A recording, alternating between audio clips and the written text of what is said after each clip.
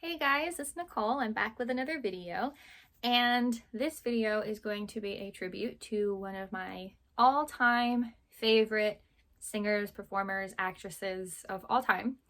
I have been a fan of this particular celebrity since I was, 9 years old, and she's releasing a new album soon, so I thought it might be a good time to do a nice tribute video to her, kind of talk about her life and what she's gone through and had to do so in the public eye. So let's get into it. I am going to be talking, of course, about the absolute legend Miley Cyrus today. I have been a fan. I am an OG fan from 2006. I obsessively watched Hannah Montana growing up. I don't think I could actually name the number of Hannah Montana merch I had throughout my room as a child. It was quite an obsession of mine, I will say. And I loved her even more when she branched off and just did Miley Cyrus things. And then even through her whole career, all of the rebrands she's gone through, all of the changes, all of the experimentation, I have been here for every single second of it. And I loved her last album, and I love so far the tracks that have been released on her upcoming album, Something Beautiful. So I'm super excited for the rest of the album to be released. So let's get into Miley Cyrus and her life and everything she's had to go through in the public eye. So this is a People magazine article, and it's from last year, but that's pretty recent compared to all the other articles I found for 2 years ago. And I'm like, okay, we need something a little more recent because she's been through other things recently, and I want to make sure that we talk about most of them because there's a lot. We're not going to go through everything. I'm not going to detail every single person she's dated publicly because who cares. But her career began in 2006 when she got picked to play Hannah Montana on Disney Channel. And she absolutely has mixed feelings about it, as she should, yeah, it skyrocketed her to fame, but she was a child star. I mean, we know now, and we've known for a long time, just how damaging it is to be a child star. And I think there's maybe some instances where it isn't that damaging, but being in the public eye is already so hard. The pressure and just all of the attention, there's just a lot that comes with it, and a lot of people that have opinions about you. And when you're growing up, you're still a child. That's all. It's way too much. I personally don't know that we should allow that to happen, but it did happen, and it did skyrocket her to fame. So she even went on tour when she debuted as Hannah Montana. She went on tour. I did go to a concert on that tour. That was my very first concert. So much fun. It was 2006, 2007-ish. So yeah, I was about 9. And I was obsessed. Absolutely obsessed. But anyway, so she did start there. And then when the series ended in 2011, she ended up launching her music career then. So after that, yeah, because she was 13 when she did that, and oh yeah, here. So this is the People magazine article. She even talks about how difficult the body image issues were for her because, she says here, she was made, this is in the quote, "I was made to look like someone that I wasn't," which probably caused some body dysmorphia because I had been made pretty every day for so long. And then when I wasn't on that show, it was like, who the fuck am I? Sorry, excuse me. That's what the thing says. I may beep that out. But anyway, yeah, and she has an amazing point. She was 13 when she started the show. So at 13 years old, she was being put in all these, things and all these glittery things and tons of makeup and a wig and it was maybe hard to recognize herself because she spent so much time as a character, but she was still growing up herself. So you can absolutely understand why it was a difficult mixed feelings time, because even though it did give her a lot, it's up to her if it was worth it, because I think it put her through a lot, and it puts most child stars through a lot. But oh, and here we will mention that when she dated Nick Jonas in 2007 is when she ended up releasing her iconic hit, 7 Things. And let me tell you, I sung that song so hard at the age of, what was that, 2007? I was like 9 or 10. I sung that song so hard as if I had been broken up with by Nick Jonas and I had never dated anybody. And you know, that's 2007. And then later on in 2010 is when she did The Last Song. If you're an OG Miley fan, or you've grown up in the same time and era as I have, The Last Song is quite an iconic movie for our generation, because that was when she met Liam Hemsworth. And that was her on again, off again love for years, like many years. So that's when she met him, and I loved that movie. I have watched it so many times. I probably will watch it again recently, actually, because now I want to see it again. So they did that. She did that in 2010, and that's when she met Liam. And then when the movie was premiering, just before it was premiering, they confirmed that they were a couple. So, and we all loved that they were, because everybody shipped them so hard. Then she moved on to releasing her album, Can't Be Tamed. This was after The Last Song, so around 2010. And Can't Be Tamed was her, like, start into transitioning away from the, basically, as my parents would refer to it as, like, kitty bopper image, you know, Hannah Montana. She wanted to move away from that. And as a person who was obsessed with Hannah Montana, I actually loved it still, because I loved what she did. Like, she was always doing what she felt was, like, right for her, you know? Like, she was always like, this is what feels good for me now, and this is the kind of music I want to make, and so I'm just into it. Plus, it helped that the album was absolutely amazing. I mean, the song Who Can't Be Tamed is so good. It's just, I love that album so much. But that was around 2010, and then a couple of years later was her very, very well-known moment on the VMAs stage in 2013.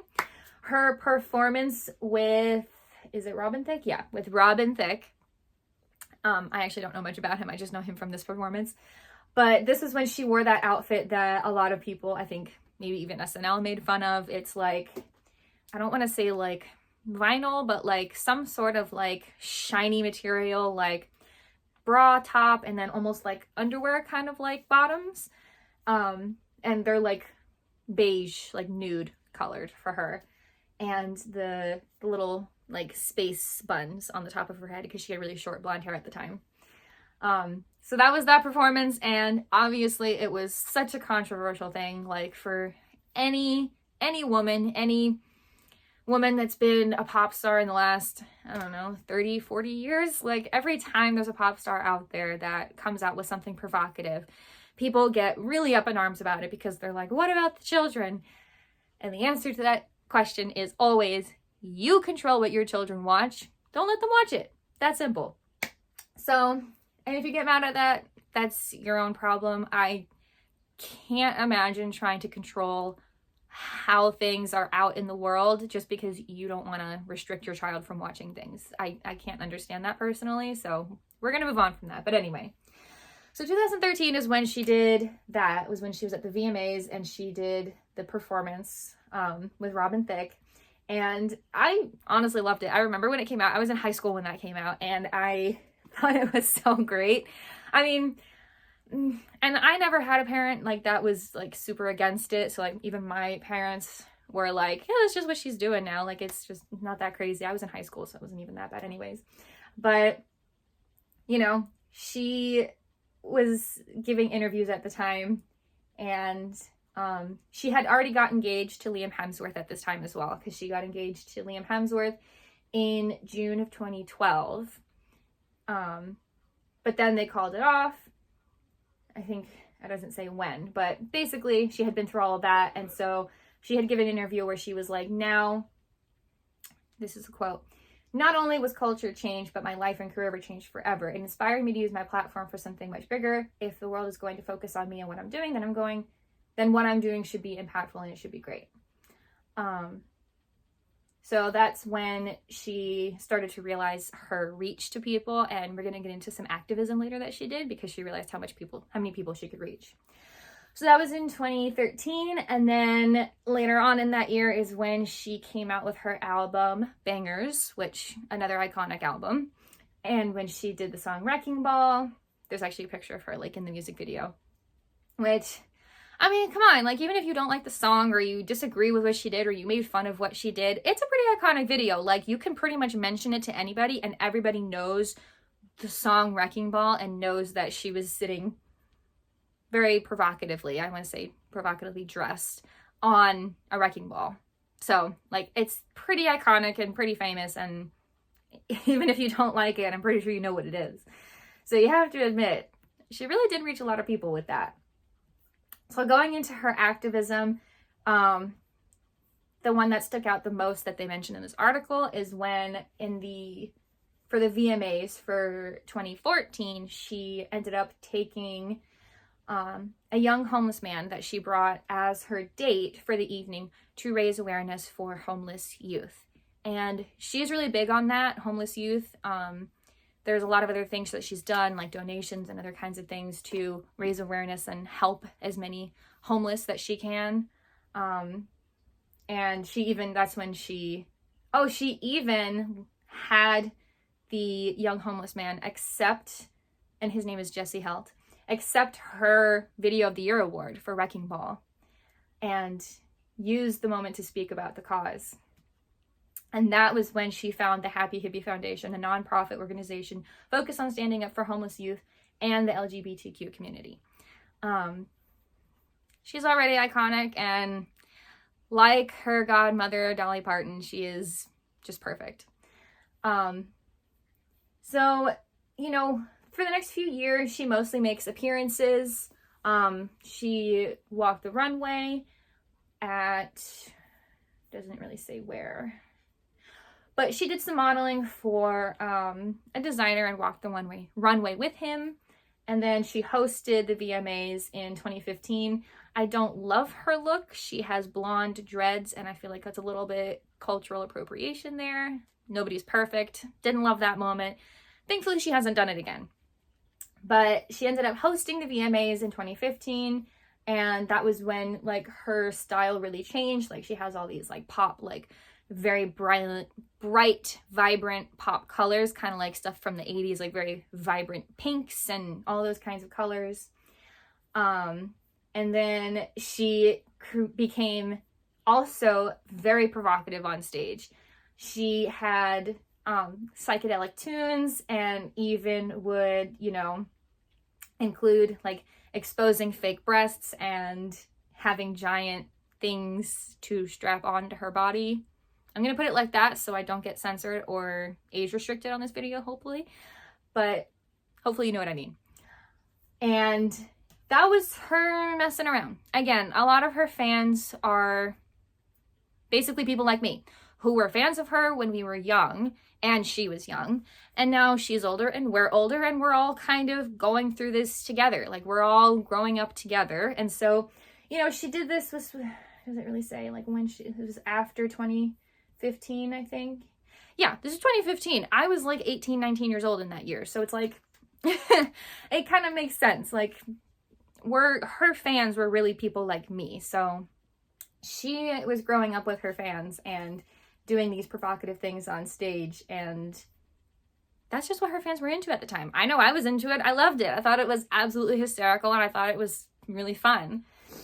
And then she decided to take a more serious kind of job and ended up being a judge, like a coach on The Voice. And she did that in 2016, and she was 23 at the time. And, you know, she kind of dressed a little bit more seriously, you know, like she was like, I'm ready to move on from the extremely provocative, you know, doing kind of sexual things on stage, and I'm ready to do something different and kind of train people and judge people who are interested in singing too. So that was pretty cool for her too. She still had, you know, the whole signature tongue out smile going around, and just her very pop-like style, but she did start taking on more like serious roles. And then she released her album after that, Younger Now, in 2017, and that was a really great album too, because it definitely showed a shift for her, because, you know, with her couple of albums before that was her really trying to break out of the child stardom, you know, look. And Younger Now was like her ability to finally start making music that felt authentic to her and the new look that she was going for. So that was in 2017, and that was when she made and debuted the song Malibu, which is a really, really great, very beachy song, which is perfect. And, you know, she still had like, you know, crazy clothes and very out there kind of clothes, but she was, you know, acknowledging that she was changing. She was like, I still have my style, but I'm changing to more of an adult kind of style, because I'm growing and changing all the time, is her point, and she's absolutely right. That's what people do.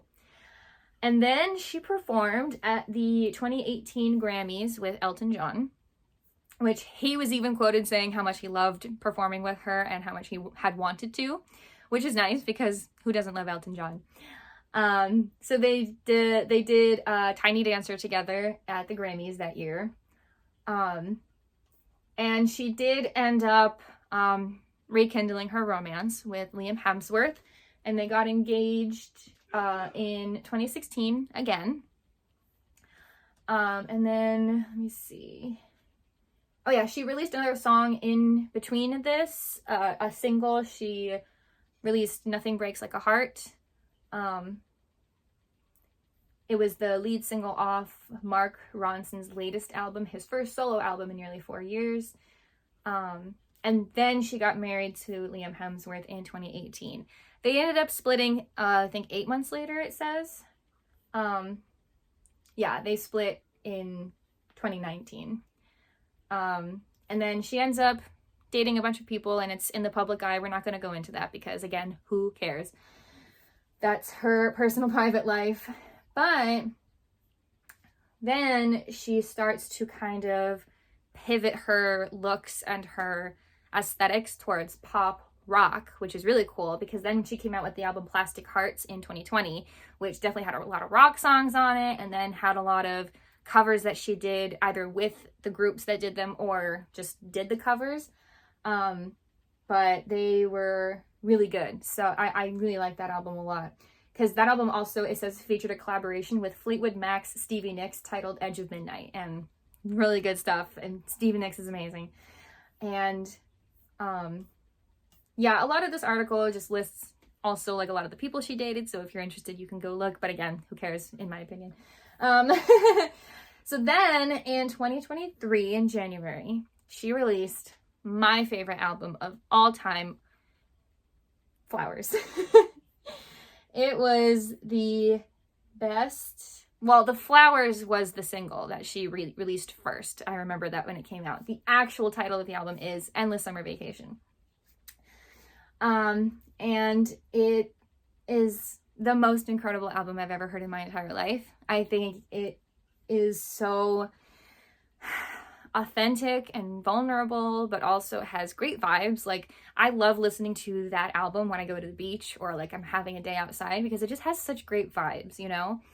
And so she released that in 2023, and that massive success won her very first Grammy in 2024. And that's when, if you haven't seen it, it's so cute. She's up there singing her song, and she changes one of the lyrics to "I just won my first Grammy." And it's so cute because then she like jump dances around the stage, and it's so cute. I love it. I love that for her so much. And then most recently, I want to say last year, year before, she was named a Disney legend.